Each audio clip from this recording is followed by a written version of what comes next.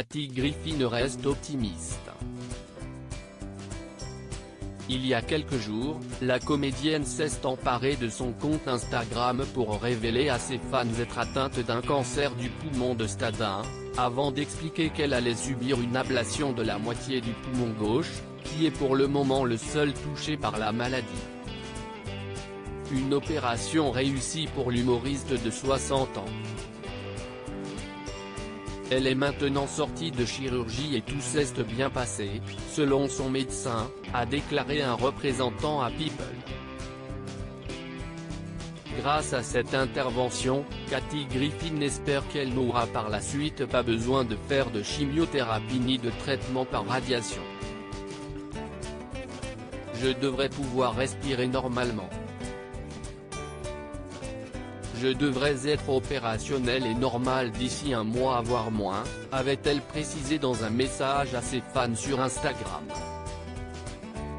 Vaccinée contre le Covid-19, Kathy Griffin a précisé que les conséquences d'une non-vaccination auraient été encore plus graves pour elle.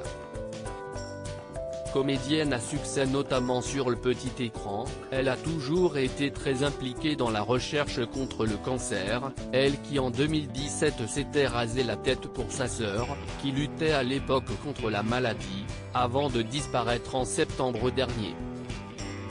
Quelques années plus tôt, en 2014, Kathy Griffin a perdu son frère, lui aussi d'un cancer, en 2014.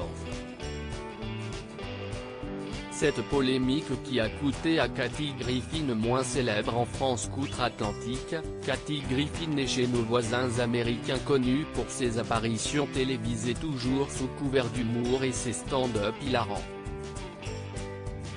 Lauréate de 2 Emmy Awards, elle a co-présenté pendant 10 ans la célèbre soirée du réveillon sur CNN, et avait notamment créé la polémique en 2017 après avoir posté sur les réseaux sociaux des images d'elle brandissant une tête décapitée et sanguinolente ressemblant au président Donald Trump. Un épisode qui avait porté un coup à sa carrière de comédienne, lui faisant perdre son contrat avec CNN, malgré la publication d'une vidéo d'excuses.